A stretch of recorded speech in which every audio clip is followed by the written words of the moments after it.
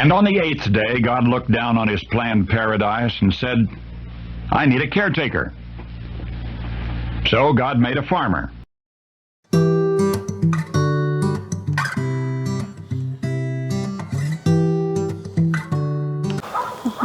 Howdy folks, Darren back with you here at Cross Timbers Farm. Welcome to 8th Day Chronicles. I'm Susan. And we're heading out to the barn this evening to do our evening barn chores, and we thought we'd take you along with us and give you a quick update on the, I guess you might call it the after doctor visit for the goats. We had all our lab results back from the blood work we had sent off, and we'll tell you about that. But really, maybe the big thing this afternoon is to dispel some myths about breeding bucks on a dairy farm in the fall. We have found out that they are not the problem.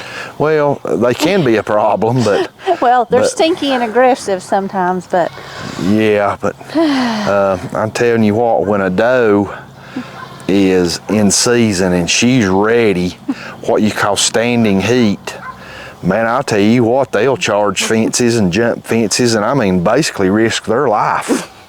We've had two that already did, and to try to get to the buck. So, you know, it's always, you hear the stories about the buck will bust through fences and it's just hard to control.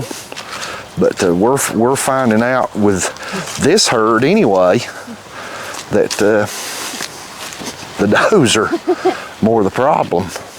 Yeah, those girls are troublesome sometimes. Boy, things have calmed down since we had Outlaw castrated. Oh, I'm telling you, we turned Outlaw into a wether, and man, you would not believe how things have calmed down in the buck pasture.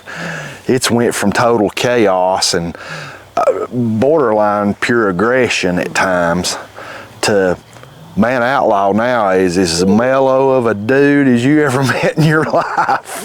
Yes, it's not nearly as difficult to go feed them as it was last time. Rodeo is our breeding buck, and he's calmed down.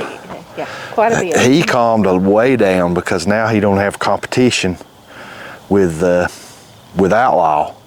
So, and them feeding off each other's, you know, hormones and aggressions, and he's calmed way down. So it was a win-win for us. So when we bought Outlaw, we intended for him to be a wether anyway. So, but we did get a breeding out of him before we weathered him, which is good. Mudslide took, because she hasn't shown any signs of coming back into heat, and it's been a little about almost 4 weeks. So. Yeah.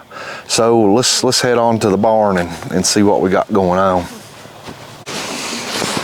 Okay, here we are. You can see that we are missing a doe, and the reason is that young Stormy has come into her first heat cycle, and it's a really strong one. She went through the electric fence last night, through 2 electric fences. She went from the front pasture into the buck pasture. So she has been stalled. Come on, Oakley. She has had to have herself some jail time. Hey, Oakley. Hey, you're still flagging in here, aren't you? I see you. You're too young. You have to wait until next year. We don't like to breed our does until they are at least 1.5 years. So not their first fall, but the second fall. So somewhere between, a 1.5 years to a little younger, depending on when they're bred. We just feel like that the more mature they are, their first breeding, that the better mama they are. I know AGGA has a few different recommendations for that, but that's our preference. So Stormy has to stay stalled until she calms down, don't you? You do. So I'll tell you what, I've been around the farm on and off out here today quite a bit, and Stormy has not been happy being in jail. No, she has not. She's made rackets all day long, just continuous. still flagging some, so I think probably she'll stay in tonight and most of the day tomorrow. Yeah, so how long is standing heat for a dairy goat? Typically 12 to 18 hours. Typically. They can be bred a little before that and a little after that, but typically that standing heat time is when they're more likely to breach fences and perimeters and do things they shouldn't. You know, we've had Boers and Kikos. We had a pretty large Boer Kiko herd, and back about a year ago, for a couple of years we had them. And we had some golden Guernsey dairy goats before these Oberhasleys. We had Oberhasleys before. Yeah, I've never seen none of the does that when they're in standing heat get that headstrong and aggressive. We've never had a goat go through our fences. No. Well, we've had two go through the two does go through this year. Two does go through this year. Yeah. The bucks hit the fence and they're like, ouch, and they run and really they'll approach the fence, but they know it's hot and they get real close to it, and they even when the does are in season, they kind of back away from it. And man, I'm telling you, these does just lowered their head like a running back and went right through it. Okay. And then we have the lab results for our CAE Yannies, and those were all negative. We also have Mudslide's fecal results and her blood serum panel. She did have some creatinine and bun levels that were out of range. Also, her bilirubin was out of range, but considering that she had tapeworms and was a little underweight, it kind of explained that. So we really think that just those tapeworm, that was our entire issue with her weight fluctuation. So we can now go ahead and have our clean closed herd for another year, and unless any new animals come on the property or these animals go to a show or something, we are good for a year. Yeah, that's good. We're now officially with documentation a clean herd, and we're a closed herd. Yeah, we have our biosecurity for another year, so that's nice to get that out of the way. And our herd's small right now, but this is the beginning. This was our foundation stock. This is the beginning where we're going to grow from. So. Right. Yeah, with your biosecurity, you really need to be very cognizant of when you go to other farms or people come to your farm, making sure that your boots have been washed off before you go from a pasture away from your farm back into your own, or have someone come into your pastures. You don't want things like Yanni's brought into your pastures. You work very hard to secure your animals and to keep your herd healthy and clean. When we go to another farm, if we know we're going to another farm and we're going to be going out around their barn and around our pastures, we always throw our muck boots in the vehicle with us, and when we get there, we put them on. And when we come home, we never wear them back into our barn or our pasture till we spray them off. So you spray them off with bleach and bleach mixture, and spray our boots off before we ever walk back out on our farm with them back on. So some of that stuff, that may sound a little ridiculous, but some of that stuff's that contagious. Yeah, Yanni's, if your herd contracts Yanni's, you basically need to cull your entire herd, and it lives in the ground for up to, I've read different reports, can be between 10 and 20 years. You've pretty much decimated your farming capabilities for it can devastate your farm. And Yanni's is a multi-species problem that, it can be found in goats, sheep, pigs, cattle. So if you get Yanni's in your soil, then you are kind of at a loss for a while with animal herdmanship. So let's Mudslide is doing a lot better with her weight. Y'all probably seen the last video, we treated her 2 different times. Well, I don't know if we showed the second. No, we did. I don't think deworming, but we dewormed her with Safeguard and ivermectin per the vet's recommendation. And we gave her a combination ivermectin and Safeguard the first day that y'all saw in the video, and then the next day I gave her a separate another dose of Safeguard because she just wasn't gaining weight. So, and she's it's a slow progress. You're not going to deworm a goat and it's going to put on 10 pounds overnight. No. I mean, it's going to have to build up once those parasites are out of her system. So she's on the mend. She's already gained a little weight. You can look at her and tell. Her muscle tone seems to be better.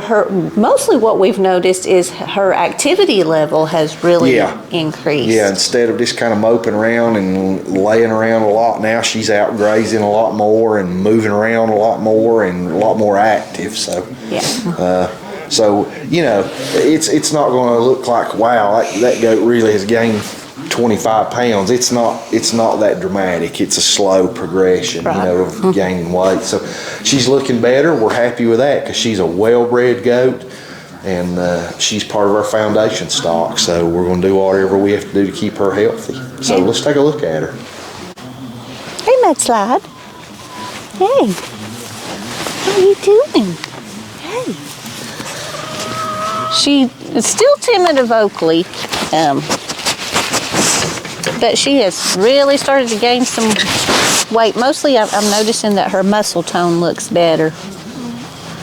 And she's more alert and active. That place on her side still looks bad. It does. It only looks bad because it's been shaved.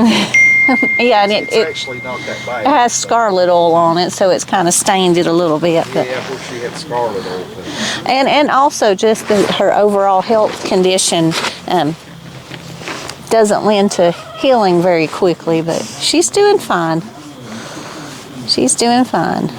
We're very pleased with it. She has a ways to go, but I think she's going to be good. Don't you? Oakley does too. Who's the kitty? Come here, girls. Come on. Yeah, they're a little timid of Oakley.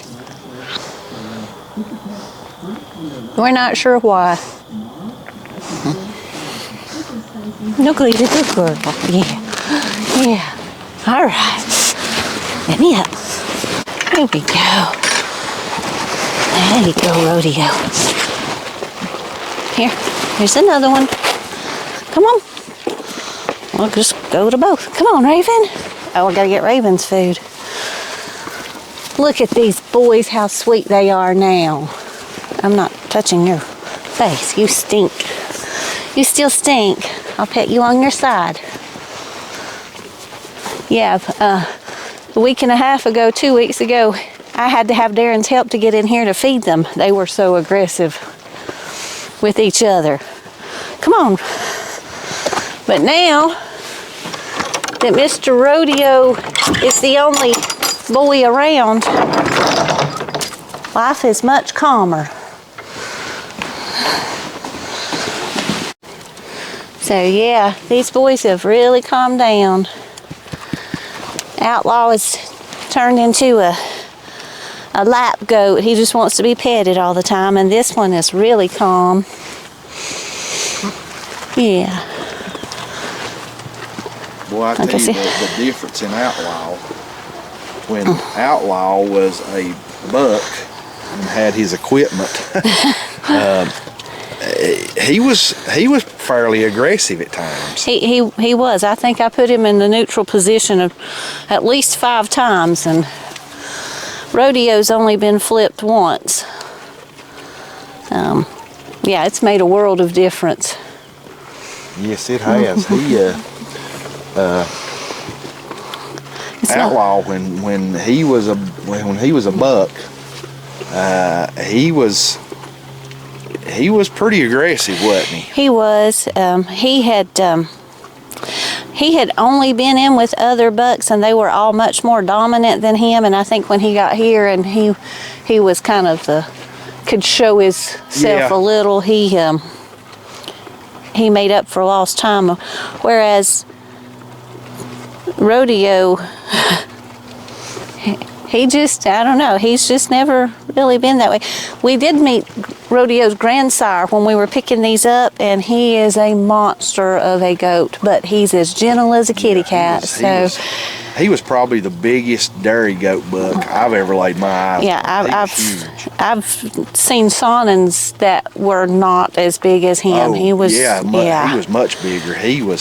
I don't know what he would weigh, but he was a whopper. He was big. he was extremely gentle with does, and he was gentle with people, and not what he looked like he would be just from seeing him. So, Yeah. Look, there's little Ginger out here. Have you come to see what food you can steal? You better go. It's time for you to go to bed. Okay, well, yeah, you can see out here, even when their food pans were here before, when I came in, it was a challenge.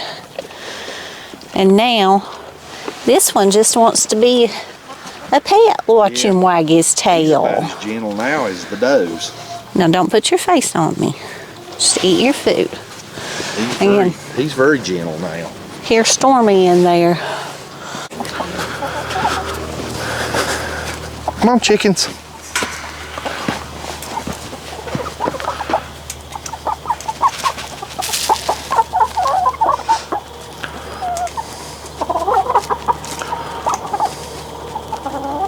Come on now, don't.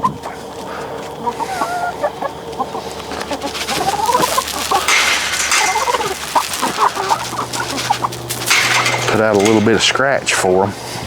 There's one in every crowd. There's one in every crowd that'll never go in when she's supposed to. Come on, chick. There you go. Come on. Come on. Come on. And back around. She ain't about to come. Okay. Let me just prop the door open and give her just a little bit of encouragement to go on.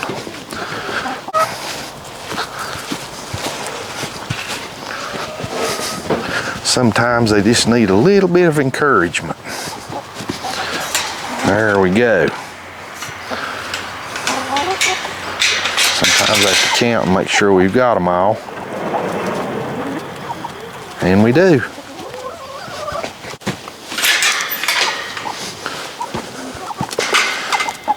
This little black sex-link hen is molting, and she's lost a lot of her feathers, and good grief, she looks, you look like the old saying, a wet hen. It's amazing how that their body's really no bigger than that. That when they go to molding, you can sure see how big their body really is, and man, she's not that big. She's a small hen. So we take up their feed every night. We use these hanging feeders, and we take up the feed every night to eliminate predators. You know, you eliminate the feed at night when your hens are up locked in a coop, and we lock ours every night. We have a terrible coyote problem around here. Thank goodness for our livestock guard dogs, or we probably wouldn't have a chicken or a goat left.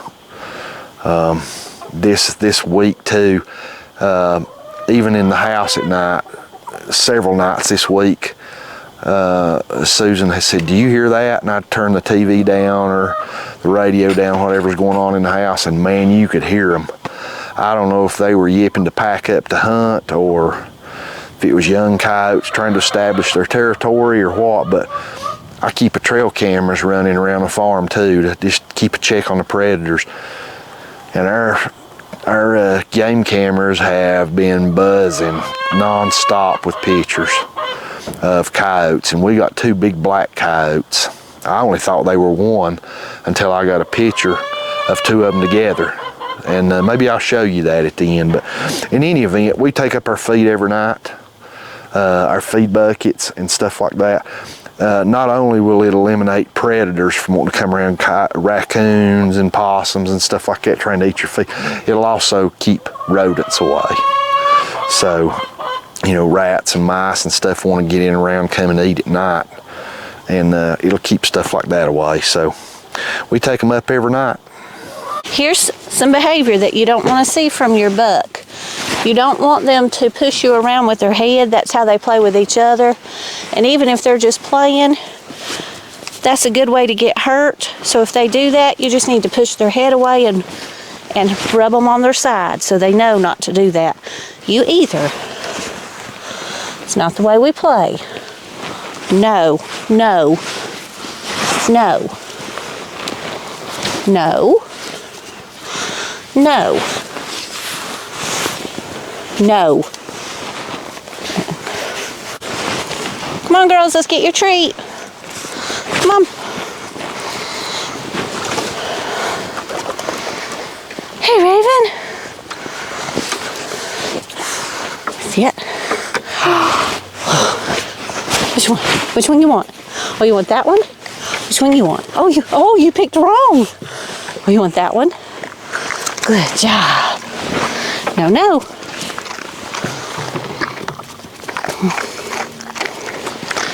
I wouldn't mess with Oakley if I were you. All right, boys. Good night, Oakley. Good night, Raven. All right, the evening chores are done. We have the girls stalled in the barn. Oakley and Raven are in the back with the boys. Yeah, it looks like Lana and Mudslide were both in season about the same weekend. And standing estrus, and it's been just a little bit over 3 weeks. It's been almost 4 weeks. This Sunday will be 4 weeks. Yeah, so, and dairy goats have a 21 day cycle.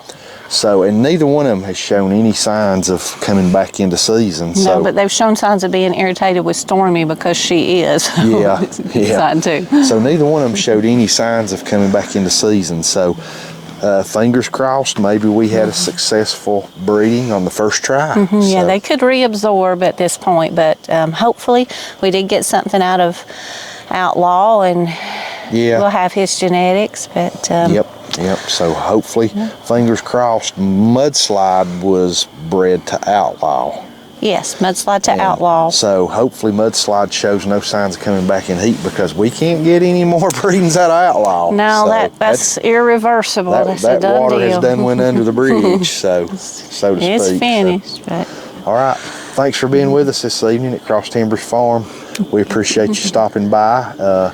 Our regular visitors to our channel, and those of you that subscribed, you're like a regular visitor to the farm, and we're glad to have you with us. Thanks for stopping by. If you haven't yet, we'd appreciate it if you'd subscribe to our channel. It encourages us to make more videos. God bless and have a good evening. thanks. Bye-bye.